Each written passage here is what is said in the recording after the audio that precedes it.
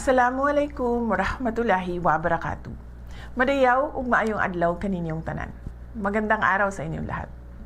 Isang maalab na pagbati sa araw ng hukbong dagat ng Pilipinas.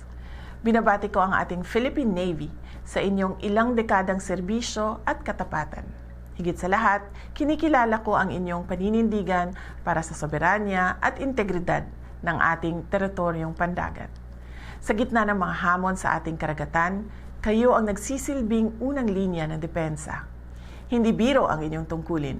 Ang protektahan ang ating teritoryo ay pagtitiyak sa kinabukasan ng susunod na henerasyon ng mga Pilipino.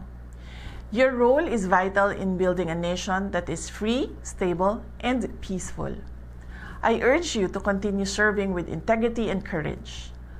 Manatili kayong tapat sa inyong sinumpaang tungkulin at sa ating saligang batas, anuman ang pagsubok na inyong kaharapin sa gitna ng laot. Stand firm in protecting what is rightfully ours. Maraming salamat sa inyong sakripisyo. Saludo kami sa inyo. Mabuhay ang hukbong dagat ng Pilipinas. Mahalin natin ang Pilipinas para sa Diyos sa bayan at sa bawat pamilyang Pilipino. Syukran.